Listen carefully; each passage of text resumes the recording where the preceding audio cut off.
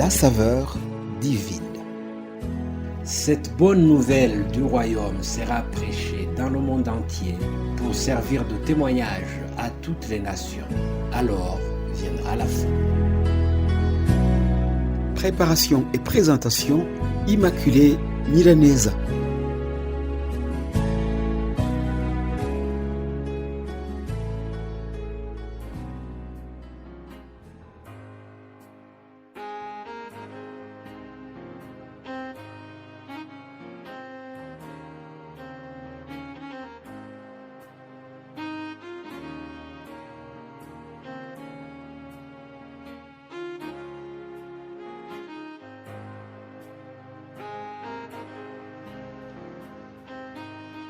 Ma très chère famille Saveur Divine, très chères auditrices et auditeurs qui m'écoutent ou qui écouteront plus tard, je vous salue tous au nom de Jésus-Christ, celui-là en qui nous avons cru et qui fait de nous des frères et sœurs. Je vous invite à prier avant de continuer la méditation pour ce mercredi 27 janvier. Éternel notre Seigneur, que ton nom est glorieux.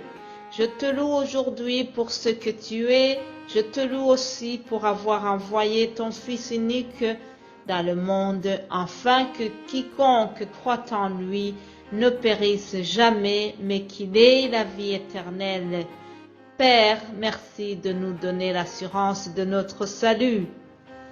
Je prie pour chaque membre de cette grande famille, la Saveur Divine, que ceux qui n'ont pas encore donné leur cœur à toi puissent le faire, que chacun puisse grandir spirituellement.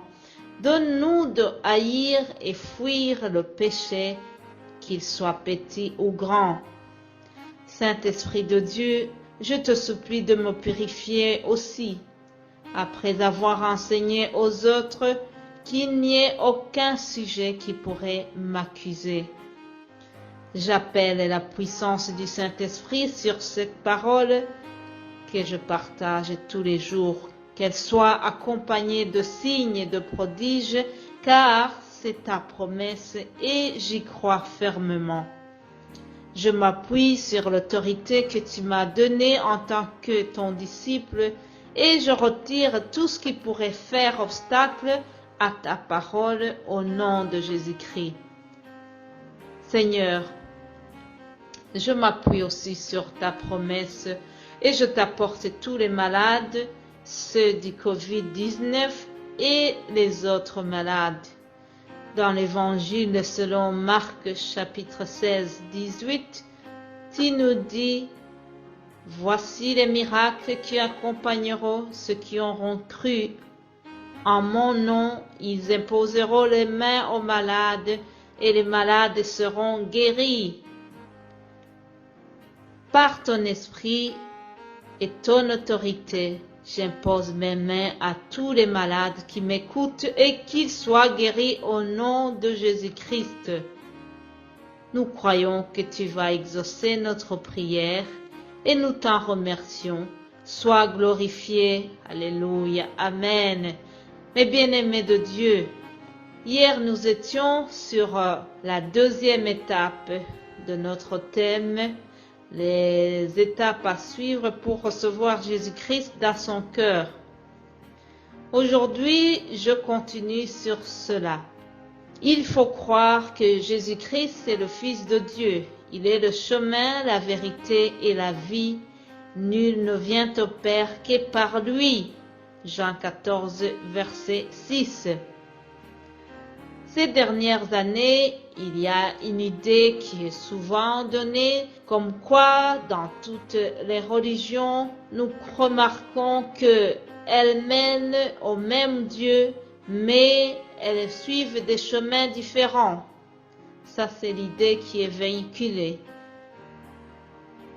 C'est tout à fait le contraire à l'affirmation centrale de la Bible prononcé par Jésus-Christ lui-même. Nous venons de voir qu'il affirme lui-même qu'il est le seul chemin qui mène au Père. Si tu m'écoutes sans être jamais venu à Christ, je prie que tu puisses le faire sans tarder. Crois en lui, alléluia.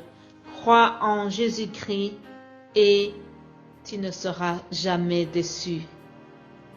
Celui qui croit au Fils a la vie éternelle, mais celui qui désobéit au Fils ne verra pas la vie, mais la colère de Dieu demeure sur lui. Jean 3, verset 36. Et à tous ceux qui l'ont reçu, il leur a donné le droit d'être enfants de Dieu, c'est-à-dire à ceux qui croient en son nom. Bien-aimés de Dieu, je termine sur ces versets que nous trouvons dans l'Évangile selon Jean. Nous allons continuer demain. En attendant, je vous souhaite de passer une agréable journée. Soyez bénis au nom de Jésus-Christ. Amen.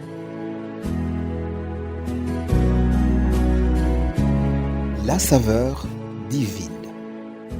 Cette bonne nouvelle du royaume sera prêchée dans le monde entier pour servir de témoignage à toutes les nations. Alors viendra la fin. Préparation et présentation, Immaculée Milanesa.